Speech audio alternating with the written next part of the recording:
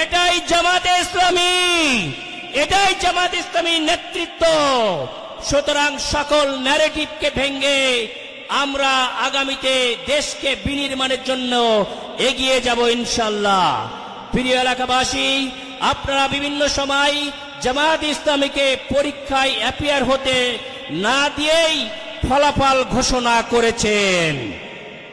আমরা আপনাদের কাছে এবারে অনুরোধ করব, কোন দলকে 30 বছর আপনারা সুযোগ দিয়েছেন, কোন দলকে 20 বছর দিয়েছেন, কোন দলকে 10 বছর দিয়েছেন।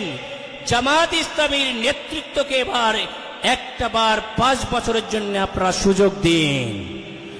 আমরা আপনাদের সাজানো বাগানকে আমানতদারিতার স্বরে রক্ষা শুধু করবই না, যে কয়টা ফুল আমরা আপনাদের কাছ থেকে বুঝে নেব তার থেকে আরো অনেক গুণে সুন্দর করে ফুলে ফলে ভরিয়ে দিব ইনশাআল্লাহ। প্রিয় এলাকাবাসী, আমি কথা দিচ্ছি, আমি যদি আপনাদের ভোটের মাধ্যমে নির্বাচিত হই, আমি কোনোদিন ভাই থেকে ছাড় হব না।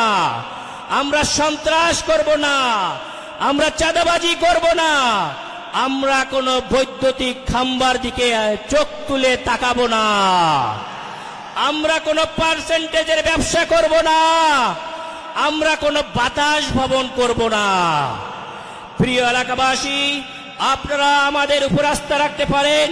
বাংলাদেশ জামাত ইসলামী সৎ, যোগ্য, কর্মঠ, শিক্ষিত, মার্জিত, প্রফেশনালি, পলিটিক্যালি সাকসেসফুল লোককে আপনাদের সঙ্গে স্যাক্রিফাইস করেছে, পেশ করেছে, আপনারা গ্রহণ করবেন এই আশা আমরা রাখতে পারি।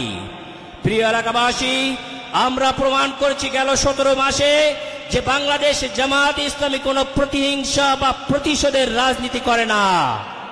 বাংলাদেশ জামাত ইসলামের উপর যে অত্যাচার হয়েছে, বাড়িতে তারা থাকতে পারে নাই, শহীদ হয়েছে, জেল খেটেছে, জামাত ইসলামী কারো ঘর বাড়ি দখল করতে যায় নাই, কোনো পরিবারের দখল করতে যায় নাই।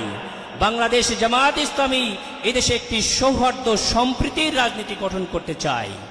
আমরা আগামী জেনারেশনের কাছে অতীতের সকল ভেদাভেদ ভুলে একটি সৌহার্দ্য সম্প্রীতির বাংলাদেশ কিভাবে গড়তে হয় সেটারই উদাহরণ পেশ করব ইনশাআল্লাহ। সুপ্রিয় এলাকাবাসী, আপনারা যারা কষ্ট করে এসেছেন, আমার পক্ষ থেকে আবারও আপনাদেরকে ধন্যবাদ এবং কৃতজ্ঞতা জানাচ্ছি। এবং আমি আশাবাদী, একজন চিকিৎসক হিসেবে যেভাবে মানুষের রোগ নির্ণয় করে, ডায়াগনোসিস করে, ট্রিটমেন্ট করে একটি রোগীকে আমি সুস্থ করে তুলেছি, বাংলাদেশে নতুন একটি টেকনোলজি আমদানি করেছি এবং সেটাকে প্রতিষ্ঠিত করেছি।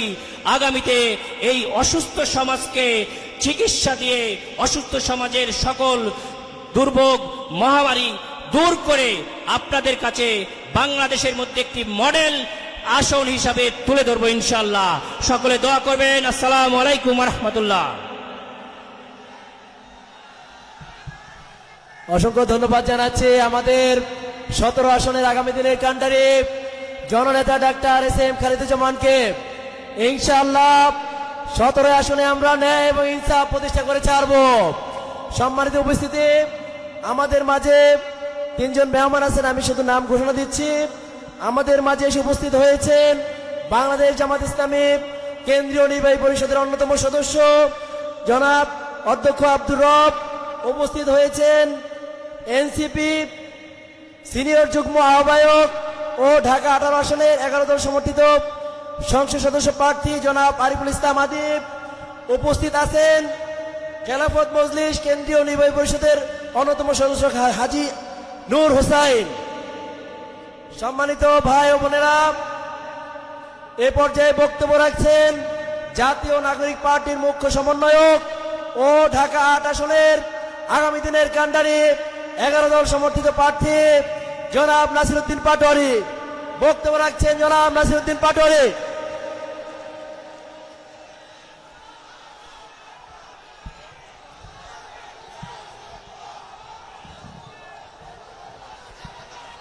আসসালামু আলাইকুম ওয়া রাহমাতুল্লাহি ওয়া বারাকাতুহু। কেমন আছেন আপনারা? আলহামদুলিল্লাহ, আমরা সর্বাবস্থায় ভালো আছি।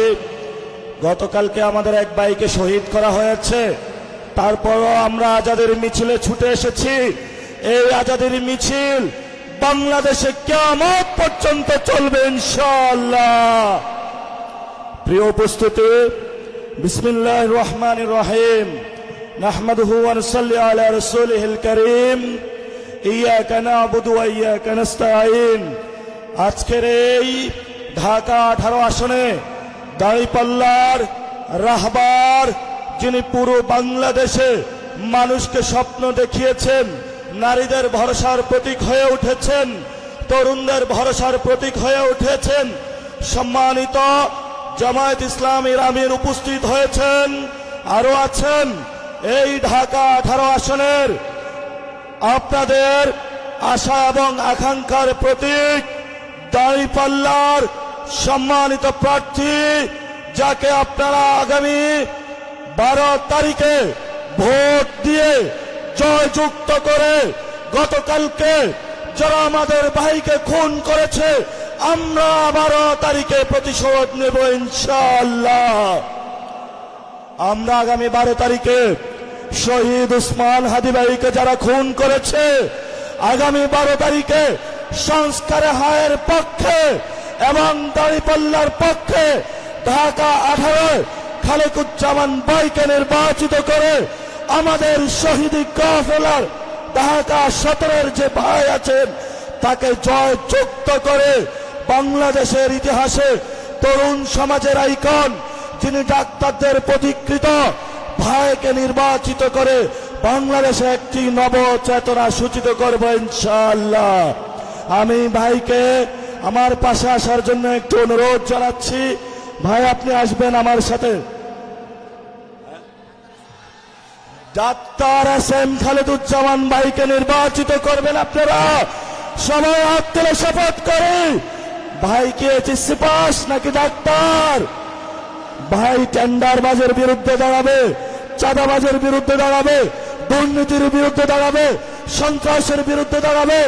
এই এলাকার ব্যবসায়ী ভাইরা যারা রাতের বেলায় টেলিফোনের আড়ালে আপনাদের ঘুম হারাম হয়ে যাচ্ছে, আপনাদের রাতে শান্তিতে ঘুমাতে পারবেন।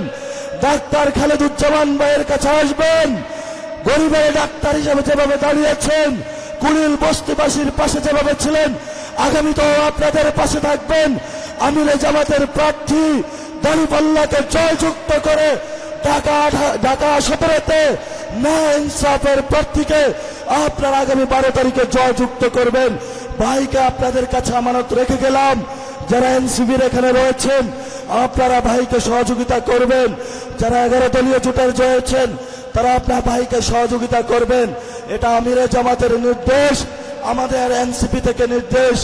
ইনশাআল্লাহ 12 তারিখে জয় হবে। লাস্ট কথা, আমরা আজাদির যাত্রা গড়তে চাই, আমরা আজাদির মিছিলের যাত্রী। আমরা বাংলাদেশে যতদিন 18 কোটি মানুষ জীবিত থাকবে, ভারত থেকে যারা চোখ রাঙানি দিবে, বাংলাদেশে ভারতের যারা গোলাম চোখ রাঙানি দিবে, আমাদের রক্ত গঙ্গার উপর দিয়ে তাদের যেতে হবে ইনশাআল্লাহ। সবাই ভালো থাকবেন, সবাই সুস্থ থাকবেন, এক আল্লাহর উপরে ভরসা করে আগামী 12 তারিখে ভোট কেন্দ্রে যাবেন, ভোট দিবেন, ভোট রক্ষা করবেন। আমানত হিসাবে বিজয়ের ফলাফল নিয়ে ঘরে আসবেন। 13 তারিখ থেকে জনগণের সেবক হয়ে দুয়ারে দুয়ারে সবার সামনে উপস্থিত হবেন। দেখা হবে বিজয়ে ইনশাআল্লাহ। সবাইকে আসসালামু আলাইকুম। অসংখ্য ধন্যবাদ জানাচ্ছি আমাদের তারুণ্যের অহংকার, জুলাইয়ের অন্যতম যোদ্ধা জনাব নাসিরউদ্দিন পাটোয়ারীকে। সংগ্রামী ভাই ও বোনেরা, আজকে এই সমাবেশের পর্যায়ে সভাপতির পক্ষ থেকে ধন্যবাদ জ্ঞাপন করছেন বাংলাদেশ জামাত ইসলামী ঢাকা মহানগরের কর্পোরেশনের অন্যতম সদস্য, ঢাকা 17 আসনের সম্মানিত সমন্বয়ক, বিশিষ্ট চিকিৎসক ডাক্তার আসাদুজ্জামান কাবুল। ধন্যবাদ জানাচ্ছেন ডাক্তার আসাদুজ্জামান কাবুল।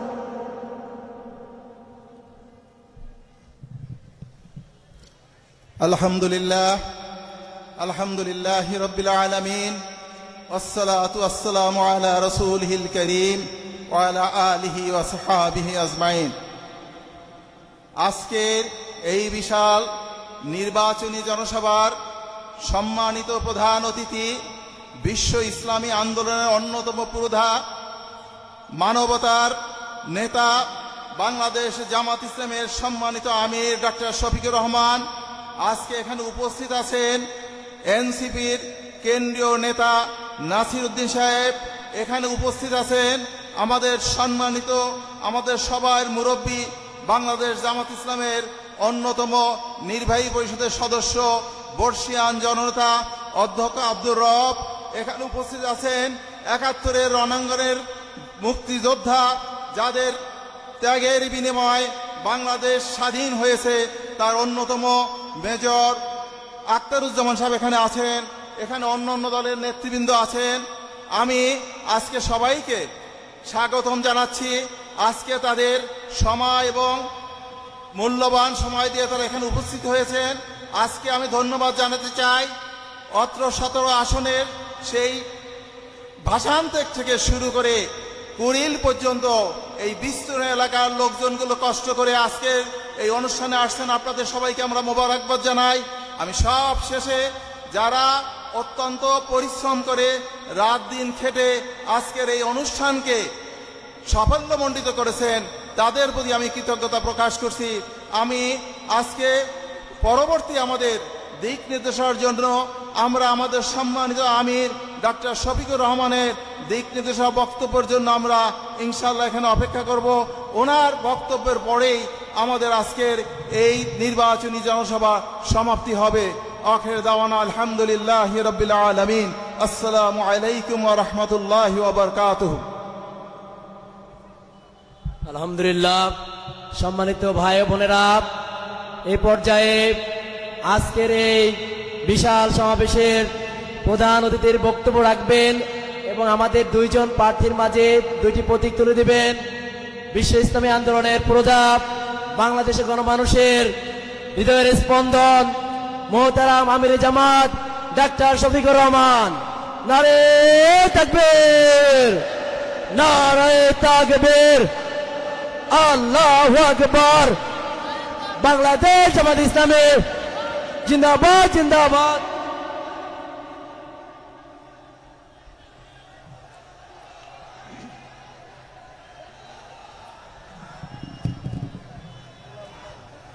আসসালামু আলাইকুম ওয়া রাহমাতুল্লাহ। সম্মানিত এলাকাবাসী ভাই ও বোনেরা, আপনারা কেমন আছেন? দুর্বল আলহামদুলিল্লাহ না সবল আলহামদুলিল্লাহ? আলহামদুলিল্লাহ। আলহামদুলিল্লাহি রাব্বিল আলামিন, ওয়াসসালাতু ওয়াসসালামু আলা রাসূলিহিল কারীম ওয়া আলা আলিহি ওয়া সাহবিহি ওয়া আহলি বাইতি আজমাইন। ঢাকা ১৭ আসনে আসন্ন নির্বাচনে 11 দল সমর্থিত জামাত ইসলামী মনোনীত প্রার্থী, বিশিষ্ট চিকিৎসক সমাজসেবক জনাব ডাক্তার এস এম খালেদুজ্জামান এর পক্ষে আজকের আয়োজিত এই নির্বাচনী জনসভার সম্মানিত সভাপতি, বিশিষ্ট চিকিৎসক জনাব ডাক্তার আসাদুজ্জামান কাবুল, মঞ্চে বসা 11 দলের সম্মানিত নেতৃবৃন্দ, শহীদ পরিবারের সদস্যবৃন্দ, জুলাই যুদ্ধে অংশগ্রহণকারী বীর যোদ্ধাবৃন্দ এবং ভাই ও বোনেরা, সাংবাদিক বন্ধুগণ, বক্তব্য আপনারা শুনছেন দীর্ঘক্ষণ ধরে। আর কত শুনতে শুনতে তো ক্লান্ত হয়ে পড়েছেন। এই জন্য আপনাদের ক্লান্তি খুব একটা বাড়াতে চাই না। জাতির প্রয়োজনে দুই একটি কথা বলে ইনশাআল্লাহ বিদায় নেওয়ার চেষ্টা করব। মা তাওফীক ইল্লা বিল্লাহ। প্রিয় দেশবাসী, বাংলাদেশ ইতিহাসের একটি গুরুত্বপূর্ণ বাঁকে এসে এখন দাঁড়িয়েছে। এক এক করে স্বাধীনতার পর ৫৪টি বৎসর আমরা অতিক্রম করেছি। আমরা অনেকগুলা দলের শাসন দেখেছি, জোটবদ্ধ শাসনও আমরা দেখেছি। সেই শাসনগুলো একেবারেই বাংলাদেশের মানুষের জন্য কিছুই করে নাই একথা আমি বলবো না। তারা করেছেন, কিন্তু সদিচ্ছা থাকলে আরো অনেক কিছু করার সুযোগ ছিল। তারা করতে গিয়ে অনেকে কিছুটা জনগণকে গুরুত্ব দিয়ে করেছেন, আবার কেউ জনগণকে ভুলে গিয়ে নিজের গুরুত্ব তুলে ধরেছেন। যারা নিজেকে দেখেছেন তারা দেশের অর্থনীতিকে পঙ্গু করে দিয়েছেন, লুটপাট করেছেন, সিন্ডিকেট করেছেন, চাঁদাবাজি করেছেন, নিজে দুর্নীতি করেছেন, দুর্নীতিবাজদেরকে শরিক করেছেন। এই জাতি তিলে তিলে জর্জরিত। শেখ হাসিনা যখন ক্ষমতা ছেড়ে পালিয়ে যান, বাংলাদেশ তখন বিধ্বস্ত অবস্থায়। ব্যাংকিং ব্যবস্থা মুখ তুবড়ে পড়ে গেছে। শেয়ার বাজার তার আমলেই, তার দুই শাসন আমলে দুইবার লুট হয়েছে। 134 জন মানুষ শেয়ার মার্কেটে সব হারিয়ে আত্মহত্যা করেছে। লক্ষ লক্ষ তরুণ যুবক একদম নিঃস্ব হয়ে গেছে। আরো অনেক বিনিয়োগকারী তারা সব হারিয়ে পথে বসেছে। এবং এই সব কাজগুলা করেছেন শেখ হাসিনা। শেখ হাসিনার আশ্রয় এবং প্রশ্রয়ে এই মহা দুর্নীতি হয়েছে। একদিকে এই দুর্নীতি, আরেকদিকে দুঃশাসন। দুঃশাসনের কবলে পড়েছিল সারা বাংলাদেশ, বিশেষভাবে প্রতিপক্ষ রাজনৈতিক সংগঠনগুলো। এর মাঝে আবার বিশেষভাবে জামাত ইসলামী। এই একটি দলের উপর শতাব্দীর সবচেয়ে বড় জুলুম করা হয়েছে। এক এক করে 11 জন নেতাকে খুন করা হয়েছে। তারপরে 1000 কর্মীকে খুন করা হয়েছে, 5000 কর্মীকে পঙ্গু করা হয়েছে, 700-র মতো সহকর্মীকে গুম করা হয়েছে। তার মধ্যে 8 জন এখনো ফিরে আসেননি আমাদের বুকে। তারা কি আছেন না দুনিয়া ছেড়ে চলে গেছেন? তাদেরকে দুনিয়া থেকে বিদায় করে দেওয়া হয়েছে, আমরা জানি না, তাদের মা বাবারা জানে না, আপনজনরা জানেন না। শুধুই 8 জন নয়, এরকম আরো অনেক মানব সন্তান তারা তাদের আপনজনের বুকে ফিরে আসেননি। সেই কষ্ট, সেই দুঃখ বুকে চেপে আমরা বুকে ধরেই আমরা এগিয়ে চলেছি। এই সব কিছুর পরে 24-এর 5ই আগস্ট একটা পরিবর্তন বাংলাদেশে আসলো। এই পরিবর্তনের নিয়ামক শক্তি ছিল আমাদের যুব সমাজ। এর আগে 15 বৎসরের মতো সময় আমরা ফ্যাসিবাদের বিরুদ্ধে আন্দোলন সংগ্রাম লড়াই করেছি, কিন্তু ফ্যাসিবাদীদেরকে আমরা বিদায় দিতে পারি নাই। আমাদের যুবক যুবতী সন্তান সন্ততিরা তাদের একটি ন্যায্য দাবি নিয়ে তারা আন্দোলনে নেমেছিল। হাতুড়ি, মুগর আর লাঠি দিয়ে, বন্দুক আর গুলি দিয়ে তাদের সেই আন্দোলনকে দমানোর চেষ্টা করা হলো। জুলাইয়ের 15 তারিখ ঢাকা বিশ্ববিদ্যালয়ে আমাদের কলিজার টুকরা মেয়েদের উপর আক্রমণ চালালো গুন্ডা বাহিনী। সেদিন তারা ভুলে গিয়েছিল যে তারা মানুষ না অন্য প্রাণী। এই ক্ষত গোটা জাতিকে বিস্ফোরিত করেছিল। সমস্ত মায়ের মনে দুলা লেগেছিল, বিদ্রোহের আগুন জ্বলে উঠেছিল। 16 তারিখ 6 জন সিংহ শার্দুল তারা ফ্যাসিস্ট সরকারের গুলিতে নিহত হলো। বিপ্লবের আইকন আবু সাইদ, বেগম রোকেয়া বিশ্ববিদ্যালয়ের মেধাবী ছাত্র, সে রাস্তায় নেমে, রাজপথে নেমে বলেছিল, হয় আমার অধিকার দে, না হয় আমাকে একটা গুলি দে। সে ডানা মেলে বলেছিল, বুকের ভিতরে তুমুল ঝড়, বুক পেতেছি, গুলি কর। তার আস্থা ছিল, বিশ্বাস ছিল, জনগণের টাকায় কেনা অস্ত্র এবং গুলি তার বুকে বিঁধবে না। কিন্তু না, একটা নয়, দুইটা নয়, তিনটা গুলি করে তাকে খুন করা হয়। তাকে খুন করার পরে নোংরা রাজনীতি শুরু হয়।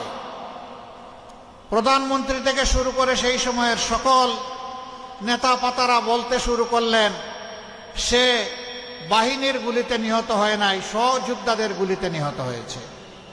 এরপরে বলা হলো কোনো গুলি তার গায়ে লাগে নাই, সে এমনিই পড়ে মরে গেছে।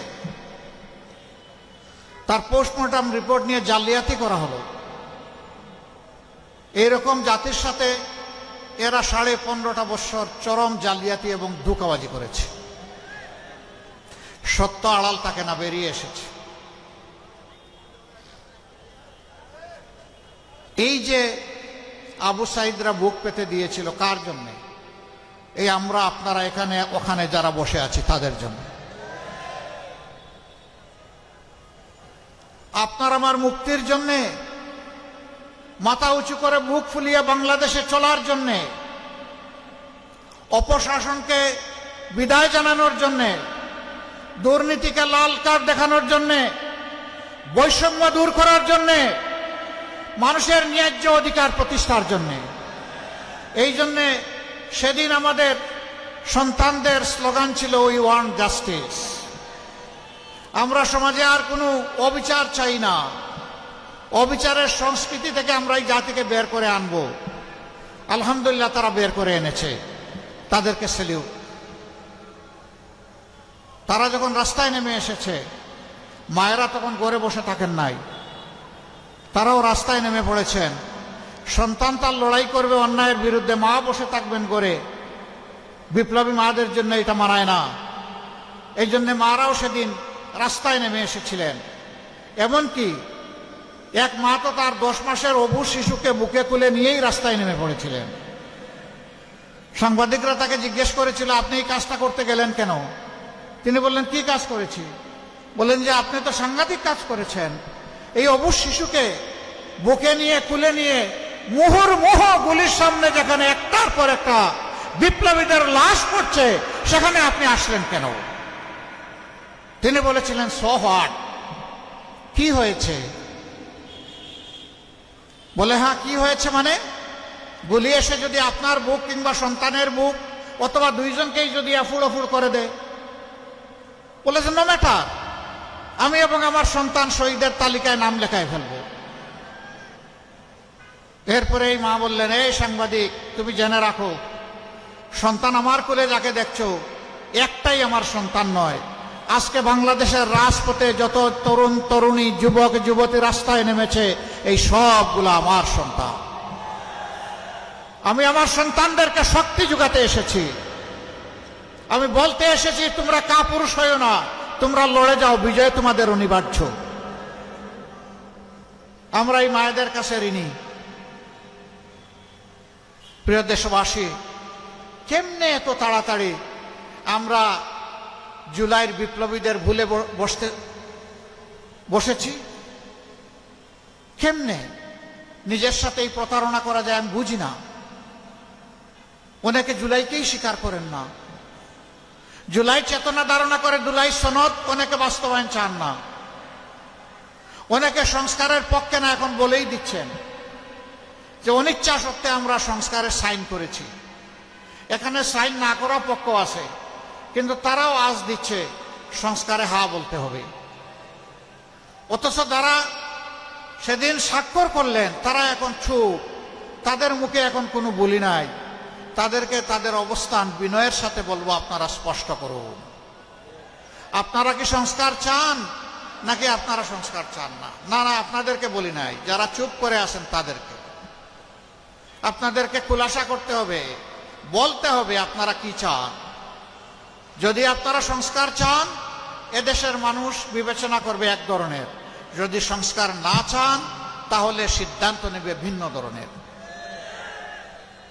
আমি আপনাদের কাছে জানতে চাই, যেই রাজনীতি আমাদেরকে ফেসিবাদ, লুণ্ঠনকারী, দুর্নীতিবাজ, ব্যাংক ডাকাত, মায়ের হত্যাকারী, আমার মায়ের ধর্ষণকারী, ইজ্জত লুণ্ঠনকারী, শিশু হত্যাকারী, বৃদ্ধ হত্যাকারী যে শাসন ব্যবস্থা আমাদেরকে উপহার দিয়েছে, আপনারা কি সেই শাসন চান?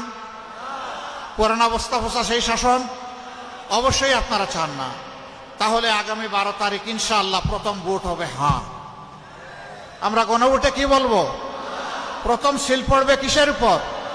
হ্যাঁ মানে আজাদি, না মানে গুলামি। আজাদি না গুলামি? আজাদি, আজাদি। সম্মানিত ভাইরা এবং আমার বোনেরা, এই আমরা কয়েকজন মানুষ দায়িত্ব নিলে ইনশাআল্লাহ আমরা চেহারা পাল্টে দিতে পারবো। আমরা ঘরে ঘরে, জনে জনে, আপনজন, প্রিয়জন, পাড়া প্রতিবেশী, কর্মস্থলের সাথী সবাইকে আমরা বুঝাবো আমরা মর্যাদা নিয়ে বাঁচতে চাই, আমরা নূতন বাংলাদেশ চাই। আমরা গর্ব করে বলতে চাই আমি বাংলাদেশ, আপনি বলবেন আপনিই বাংলাদেশ। আমরা সেই বাংলাদেশটি গড়তে চাই, যে বাংলাদেশের নাগরিক হয়ে গর্বের সাথে পরিচয় দেওয়া যাবে যে আমি একজন বাংলাদেশী। এখন সেই পরিচয় সংকট অনেক জায়গায় আছে। আমাদের দেশের যে শেয়ার বাজার লুট করা হয়েছে, ব্যাংক লুট করা হয়েছে, জনগণের সম্পদ লুট করা হয়েছে, বিদেশে পাচার করা হয়েছে। বাংলাদেশ ব্যাংকের তথ্য অনুযায়ী অফিসিয়ালি যেই মানির সন্ধান পাওয়া গেছে তার পরিমাণ হচ্ছে 28 লক্ষ কোটি টাকা। বাংলাদেশের রাষ্ট্রীয় বাজেটের 4 গুণ বার্ষিক বাজেটের। আমরা আপনাদেরকে কথা দিচ্ছি, আপনাদের ভালোবাসায় ভোটে আল্লাহ যদি আমাদেরকে সুযোগ দেন, নির্বাচিত করেন, এই দেশ সেবার দায়িত্ব আমাদের হাতে আল্লাহ তুলে দেন, আমরা ওই সমস্ত লুটেরাদের মুখ দিয়ে পেটের ভিতরে হাত ঢুকিয়ে আপনাদের এই অর্থ উদ্ধার করে নিয়ে আসবো ইনশাআল্লাহ। এই অর্থ কোনো পরিবার, কোনো গোষ্ঠীর প্রয়োজনে ব্যয় হবে না। এই অর্থ রাষ্ট্রীয় কোষাগারে সংযুক্ত করা হবে ইনশাআল্লাহ। আর তাই দিয়ে এই দেশের যুবকদের হবে কর্মসংস্থান, এই দেশের জনগণের হবে উন্নয়ন ইনশাআল্লাহ। সেই উন্নয়ন এবং কর্মসংস্থান হবে ইনসাফের ভিত্তিতে, কারো মামু খালুর টেলিফোনে নয়। ওই টেলিফোনের পরোয়া সেদিন আমরা করব না। বিবেক দিয়ে ইনসাফ আমরা কায়েম করব ইনশাআল্লাহ। যার যেটা অধিকার, যার যেটা হক, তার হাতে সেটা পৌঁছে দেওয়া হবে আমাদের দায়িত্ব। মানুষকে সেদিন আন্দোলন করতে হবে না, মিছিল করতে হবে না। অনেকে আবার এটার ভুল ব্যাখ্যা করে, কয় আপনারা কি বন্ধ করে দিবেন freedom of expression? No, freedom of এক্সপ্রেশনকে শতবার শ্রদ্ধা করব, আরো বেশি বিকশিত করব। মানুষ কেন তার অর্থের এবং সময়ের অপচয় করে দিনের পর দিন, রাতের পর রাত রাস্তায় পড়ে থাকবে? এটি একটি দেশের জন্য লজ্জা। এই জিনিস আমরা হতে দেব না। মানুষের সমস্যাগুলো মানুষের সাথে ডায়ালগ করে তুলে এনে অগ্রাধিকারের ভিত্তিতে সেগুলা সমাধান করা হবে রাষ্ট্রের দায়িত্ব, এবং এই রাষ্ট্র এটা করবে ইনশাআল্লাহ। আমরা আপনাদেরকে কথা দিচ্ছি, 17 মাস আমরা চাঁদাবাজি করি নাই। আমি কি ঠিক বললাম না বেঠিক বললাম?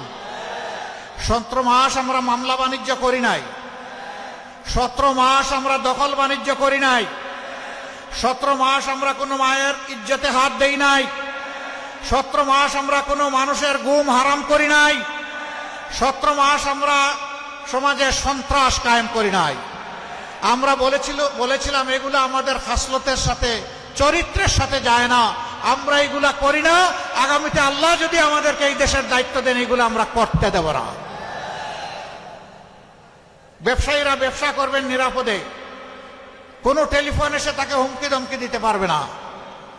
এখন ডিজিটাল যুগ, ইনশাআল্লাহ আমরা সেই অ্যাপস ডেভেলপ করে আপনাদের হাতে তুলে দেব। চাঁদাবাজ আপনার কাছে আসা মাত্রই তার সমস্ত ডকুমেন্ট এবং ইনফরমেশন যথাস্থানে চলে যাবে। আপনার কিছুই করা লাগবে না, স্বয়ংক্রিয়ভাবে অ্যাপস চালু হয়ে যাবে। দুর্নীতিবাজ লুকিয়ে বাঁচতে পারবে না, তারটাও স্বয়ংক্রিয়ভাবে আমাদের জালে ধরা পড়ে যাবে। তবে হ্যাঁ, চাঁদাবাজ দুর্নীতিবাজ যারা, তাদের জন্য সুসংবাদ আছে। তোমরাও এই সমাজের মানুষ, আমরা তোমাদেরকেও সম্মান জানাতে চাই, ভালোবাসতে চাই। কিন্তু এখন যে অপকর্ম করছো তা করলে নয়, এখান থেকে সরে আসো। আমরা তোমাদেরকে শিক্ষিত এবং প্রশিক্ষিত করে তোমাদের হাতেও মর্যাদার কাজ তুলে দেব ইনশাআল্লাহ। সেদিন হালাল রুজি করে তোমরাও ইজ্জতের সাথে, সম্মানের সাথে বাঁচবা। প্রিয় যুব সমাজ, আমরা জানি লেখাপড়া করার পরে অনেকে কাজ পাচ্ছেন না। কেন পান না? দুটি কারণে পান না।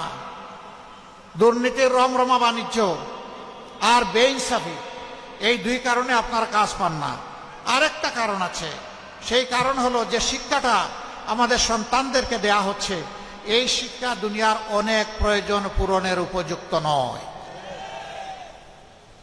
ইনশাআল্লাহ আমাদের কাজ হবে শিক্ষায় নজর দেওয়া, দক্ষ মানুষ তৈরি করা, চরিত্রবান দেশপ্রেমিক নাগরিক তৈরি করা, যারা দেশকে নিজের অন্তরে ধারণ করবে, বলবে এদেশ আমার দেশ, 18 কোটি মানুষের কাছে আমি ঋণী, আমার শিক্ষার বিকাশে সকলের অবদান আছে, অতএব আমাকে ঋণ পরিশোধ করতে হবে এই জাতির।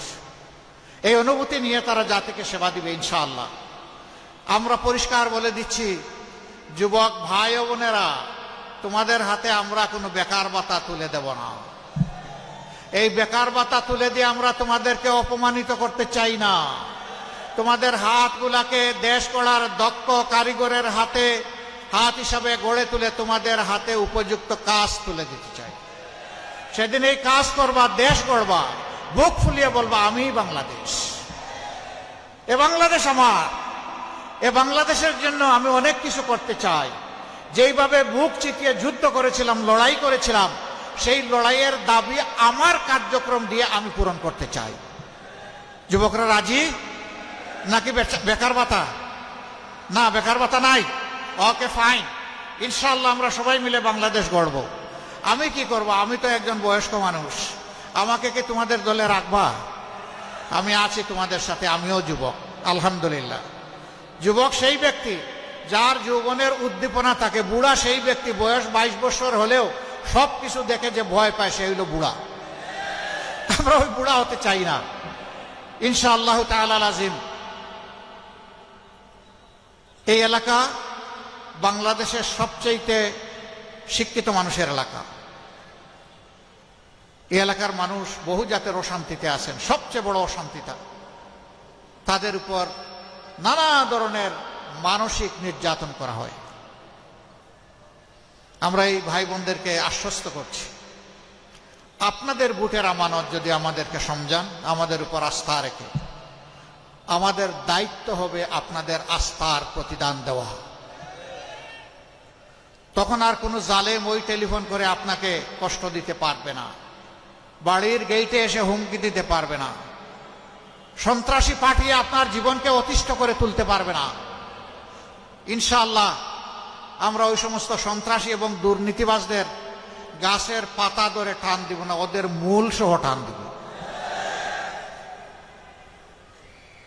সুযোগ দিব সংশোধনের, সুযোগ গ্রহণ না করলে শাস্তির জন্য তাদেরকে প্রস্তুত থাকতে হবে। এই ব্যাপারে আমরা হব চরম কঠোর এবং নির্দয়। এই ব্যাপারে কাউকে ছাড় দেওয়া হবে না। ধর্ম, বর্ণ, দল নির্বিশেষে যোগ্য ব্যক্তিটি যোগ্য জায়গায় পৌঁছে যাবেন সমাজের, এটি তার অধিকার। এটা আমরা নিশ্চিত করব ইনশাআল্লাহ। আমরা সমাজে ন্যায় বিচার সবার জন্য কায়েম করব, এটি আমাদের অঙ্গীকার। ন্যায় বিচার কায়েম না হলে একটা সমাজ কখনো টেকসই সমাজ হবে না, সভ্য সমাজ হবে না, উন্নয়ন অগ্রগতি অর্জন করতে পারবে না। যে অপরাধে একজন সাধারণ মানুষের বিচার হবে, শাস্তি হবে, একই অপরাধ করলে দেশের প্রেসিডেন্টকে আমরা ছেড়ে কথা বলবো না, তাকেও সমানভাবে বিচারের আওতায় আসতে হবে। কারো জন্য কোনো ধরনের ইম্পিউনিটি থাকবে না, কোনো দায় মুক্তি দেওয়া হবে না। সবাইকে দায়ী থাকতে হবে তার কর্মের জন্য। আমরা সেই বাংলাদেশকে গড়তে চাই। আরেকটা কথা আমাদের, আমরা চাই না আমি জামাতের আমির, বংশানুক্রমে আমার ছেলে হোক জামাতের আমির। আমরা ওই পরিবারতান্ত্রিক রাজনীতি চাই না, যে রাজনীতিতে পরিবার ছাড়া অন্য কেউ যোগ্য হলেও আসার সুযোগ নাই, সেই রাজনীতি আমরা দেখতে চাই না। ও রাজনীতির পরিবর্তন চাই। রাজার ছেলে রাজা হবে, একজন শ্রমিকের ছেলেও প্রধানমন্ত্রী হবে ইনশাআল্লাহ, যদি তার যোগ্যতা থাকে। ওই বাংলাদেশ আমরা গড়তে চাই, যেখানে সত্যিকারের মেরিটোক্রেটিক সোসাইটি হবে, যেখানে পলিটোক্রেটিক সোসাইটি হবে না। রাজনীতির আনুগত্য দেখে কাউকে মূল্যায়ন করা হবে না, মূল্যায়ন করা হবে তার মেধা এবং দেশপ্রেম দেখে। এই দুই জিনিস যার আছে সে অবশ্যই মূল্যায়িত হবে। সেই দেশটাই আমরা গড়তে চাই। অনেকে বিভিন্ন ধরনের কার্ড দেওয়ার কথা বলছেন। আমাদের সমাজে কার্ডের তিক্ত অভিজ্ঞতা আছে। ভুয়া কার্ডও এলট করা হয়েছে, জেনুইন মানুষও কার্ড পায় নাই। আবার কার্ড নিতে গিয়ে চাঁদা দিতে হয়েছে। এখন নাকি অগ্রিম চাঁদাও কেউ কেউ চেয়ে বসেছে। আবার বলা হচ্ছে কার্ডটা দিব মায়েদের হাতে। খুব ভালো, মায়ের সম্মান দেখাচ্ছেন। তো যিনি একদিকে কার্ড দিয়ে মাকে সম্মান দেখাচ্ছেন, তিনি বা তার সহকর্মীরা কিভাবে আমার মায়ের গায়ে হাত দেয়? এক হাতে কার্ড, আরেক হাতে আমার মায়ের গায়ে হাত, ওইটা আমরা বরদাস্ত করব না। আমরা মাদেরকে সম্মানের জায়গায় অধিষ্ঠিত করব ইনশাআল্লাহ। গড়ে চলাচলে এবং তাদের কর্মস্থলে with dignity, personality and high security তারা যাতে কাজ করতে পারেন, সেই পরিবেশ আমরা ইনশাআল্লাহ নিশ্চিত করব। অনেকে আবার অগ্রিম বিভিন্ন জায়গায় বিল্ডিং বানিয়ে দেওয়ার কথা বলছেন। এই অভিজ্ঞতা এই ঢাকার গরিব মানুষগুলার আছে, যাদেরকে এটা বলা হয়েছে অতীতের সবাইকে তাদের এই মামুলি ঠিকানা থেকেও তাড়িয়ে দেওয়া হয়েছে। এ ঠিকানায় তারা আর ফিরে আসতে পারেনি। আমরা চাই না আমাদের এই গরিব ভাই বোনদেরকে বারবার গিনিপিগ বানিয়ে তাদের উপর কেউ এক্সপেরিমেন্ট করুক, আমরা চাই না। হ্যাঁ, তারা কি এইভাবে পড়ে থাকবে? না, তাদেরও জীবনমানের প্রতি দৃষ্টি দেওয়া হবে। বরঞ্চ একটি জনকল্যাণমূলক সরকারের প্রথম দায়িত্ব হবে রাষ্ট্রে যারা সবচাইতে বেশি পিছনে আছে, পিছিয়ে পড়েছে, তাদেরকে তুলে আনা আগে। তারাও মানুষ, তারাও আমাদের ভাই, তারাও আমাদের বোন, তাদেরকে আমাদের সম্মান করতে হবে, তাদের দিকটাও আমাদের আপহোল্ড করতে হবে। শিক্ষা শুধুমাত্র সামর্থ্যবান লোকের সন্তানদের জন্য থাকবে, এটা আমরা মানব না। গরিবের সন্তান অভাবের তাড়নায় যে স্কুলে যেতে পারে না, সেই সন্তানের দায়িত্ব নেবে রাষ্ট্র। রাষ্ট্র হবে তার মা, রাষ্ট্র হবে তার বাবা। তার মেধা বিকাশে রাষ্ট্র থাকবে তার পাশে। ওই যে বলেছি না, শ্রমিকের সন্তানও ইনশাল্লাহ আগামীতে হবে বাংলাদেশের প্রধানমন্ত্রী। ওই প্রতিভাগুলোকে আমরা চমকে দিতে চাই, আমরা বিকশিত করতে চাই, আমরা লুফে নিতে চাই, আমরা বুকে তুলে নিতে চাই। আমরা সেই মানবিক বাংলাদেশ করতে চাই। আপনারা কি এই মানবিক বাংলাদেশের পাশে থাকবেন? এই এলাকার যে সমস্ত সমস্যা আছে, ন্যায্যতার ভিত্তিতে ইনশাআল্লাহ হক ইনসারে দাঁড়িয়ে তার সবগুলা সমাধান করা হবে ইনশাআল্লাহ, এক কথায়। কারণ রাষ্ট্র কারো উপর অনুকম্পা করবে না। রাষ্ট্র আবার কে? জনগণই তো সব। জনগণের ট্যাক্সেই তো রাষ্ট্র পরিচালিত হয়। সুতরাং সরকারে যারা যাবেন তাদের দায়িত্ব হবে নিষ্ঠার সাথে, আমানতদারিত্বের সাথে যার যেটা অধিকার তার কাছে সেটা পৌঁছে দেওয়া। আমরা ঘোষণা করেছি আমাদের দল থেকে ইউনিয়ন পরিষদের মেম্বার থেকে শুরু করে জাতীয় পরিষদের মেম্বার যারা নির্বাচিত হবেন, আল্লাহর মেহেরবানিতে আপনাদের ভালোবাসা এবং ভোটে বছরে একবার শুধু নিজেদের নয়, নিজেদের পরিবারেরও সকল সদস্যের আর্থিক হিসাব জনগণের সামনে দিতে হবে। সংশ্লিষ্ট এলাকার জনগণের এটা জানার অধিকার থাকবে আপনাকে সামাজিকভাবে সম্মানিত করা হয়েছে তাদের ভোটে, আপনি তাদের ভোট নেওয়ার পরে কোনো নয়ছয় করেছেন কিনা এটা জানার অধিকার আমাদের জনগণের। ভাই ও বোনেরা, সেই সাম্যের, কল্পনার, স্বপ্নের, আমাদের যুব সমাজের প্রাণের বাংলাদেশটা আমরা করতে চাই। যুবক বন্ধুরা, তোমরা তৈরি হয়ে যাও, বাংলাদেশ আমরা তোমাদের হাতে তুলে দিতে চাই। এবার আমরা আমাদের প্রার্থী সিলেকশন করতে গিয়ে যুবকদেরকে অগ্রাধিকার দিয়েছি, আর যুবকদের পুরা সংগঠনটাই আলহামদুলিল্লাহ আমরা একসাথে আছি। সেদিন যুবকরা থাকবে, বাংলাদেশ নামের যে প্লেন, সেই প্লেনের ককপিটে বসে থাকবে ক্যাপ্টেন হিসাবে যুবকরা, আমরা ইনশাল্লাহ বসে থাকবো প্যাসেঞ্জার সিটে। এবং সেই প্লেন তার নির্দিষ্ট গন্তব্যে সময় মতো পৌঁছে যাবে ইনশাআল্লাহ। আমরা পিছন নিয়ে আর কামড়াকামড়ি করব না, আমরা সামনে নিয়ে এগিয়ে যেতে চাই। সর্বশেষ শহীদ গতকাল আমার যে ভাইকে শহীদ করা হয়েছে, তার দোষ কি ছিল? এর আগে উসমান হাদিকে শহীদ করা হয়েছে, তার কি দোষ ছিল?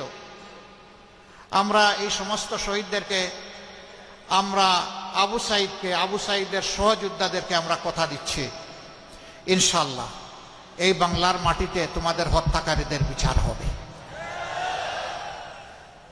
আমরা ন্যায্যতার ভিত্তিতেই বিচার করব, কোনো অন্যায় বিচার কারো উপর চাপিয়ে দেওয়া হবে না। যার যেটা পাওনা সেটাই তাকে দেয়া হবে। অতীতে যেমন অবিচার করা হয়েছে, আমরা সেই অবিচার আর দেখতে চাই না, আমরা ন্যায় বিচারটা দেখতে চাই। আসুন সেই প্রত্যাশার বাংলাদেশ গঠনে আমরা এগিয়ে যাই। 300টি আসনে 11টি দল নিজস্ব মার্কা নিয়ে যে জায়গায় যাকে দেওয়া হয়েছে তারা প্রতিদ্বন্দ্বিতা করছেন। ঢাকা 17 আসন, এখানে আমরা দিয়েছি ডাক্তার খালেদুজ্জামানকে, আমি তাকে এখানে আসার জন্য আহ্বান জানাবো। এখানে 11 দলের পক্ষ থেকে আমরা সকলে তাকে করেছি, আমাদের প্রতিনিধি।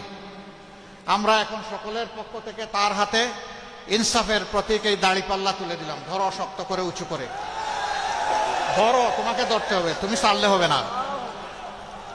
আল্লাহ তাকে এই পাল্লার ন্যায্যতার ভিত্তিতে এই এলাকার দায়িত্ব ইনসাফের ভিত্তিতে পালন করার তৌফিক দিন। ইনশাআল্লাহ 12 তারিখ বিজয় ছিনিয়ে এনে আপনারা আপনাদের হিসাব বুঝে তারপরে ঘরে ফিরবেন। ঘরে ফিরে আল্লাহ শুকরিয়া আদায় করে 2 রাকাত নামাজ আদায় করবেন। চোখের পানি দিয়ে 4টা সেজদা দেবেন। আল্লাহ যাদেরকে তার ভালোবাসার জন্য বিজয়ী করবেন একান্ত মেহেরবানিতে, তারা যেন তাদের উপর অর্পিত দায়িত্ব পালন করতে পারে তাদের জন্য দোয়া করবেন। মার্কা আছে? কোন সে মার্কা? আরো জুড়ে। সারা বাংলায় 17 আসনে 12 তারিখ সকাল সন্ধ্যা বিজয় হবে ইনশাআল্লাহ। ইনশাআল্লাহ আল্লাহ তাআলা কবুল করুন। এরপরে আমি আমাদের ভাই আরিফুল ইসলাম আদিব, যাকে আমরা ঢাকা 18 আসন থেকে, পার্শ্ববর্তী আসন থেকে আমরা 11 দলের পক্ষ থেকে প্রতিনিধি মনোনীত করেছি। আমরা আশা করি জনগণ তাকে নির্বাচিত করবে ইনশাআল্লাহ। তার প্রতীক হচ্ছে শাপলাকলি। তার প্রতীক কি? প্রতীক আছে? কোন সে প্রতীক? কোন সে প্রতীক? সারাদিন 12 তারিখ বিজয়ের মালা ইনশাআল্লাহ। সবাইকে ধন্যবাদ। আসুন আমরা মহান আল্লাহ শুকরিয়া আদায় করে তার তরে স্লোগান দিয়ে বিদায় নেই। লিল্লাহি তাকবীর, লিল্লাহি তাকবীর, ইনকিলাব ইনকিলাব, জিন্দাবাদ জিন্দাবাদ, ইনকিলাব জিন্দাবাদ। আসসালামু আলাইকুম ওয়া রাহমাতুল্লাহ। সংগ্রামী ভাই বোনেরা, আমরা যে যেখানে আছি সেখানে থাকবো। মোহতারাম আমিরে জামাত রাস্তায় পর্যন্ত চলে যাবেন, তারপরে আমাদের ডকুমেন্টারি আছে, সবাই দেখে যাবেন। ঢাকা 17 আসনের পরে এখনই ডকুমেন্টারি শুরু হবে। আমরা যার যার অবস্থানে থাকবো, আমরা কেউ বের হব না। স্টেজ এবং সামনে যারা আছেন স্ব স্থানে বসুন। আমরা এখন 17 আসনের উপরে একটি ডকুমেন্টারি দেখব। সম্মানিত ভাইরা, সবাই ভাই বোনেরা,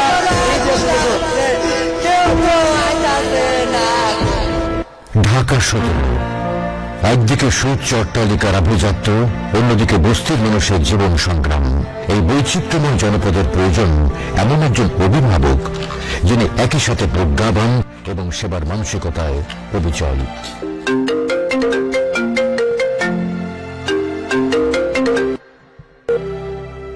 আসসালামু আলাইকুম রহমতুল্লাহ। ওয়ালাইকুম আসসালাম। ডাক্তার সাহেব, আমি ঢাকা 17, আমি খুব অসুস্থ।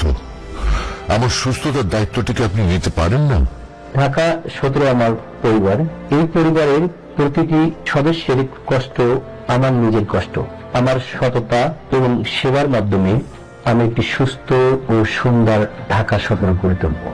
ডাক্তার খালিদুজ্জামান একজন প্রখ্যাত মানবতাবাদী চিকিৎসক এবং উদীয়মান রাজনৈতিক নেতা।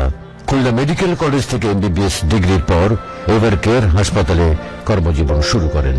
তিনি একজন ইনফার্টিলিটি স্পেশালিস্ট।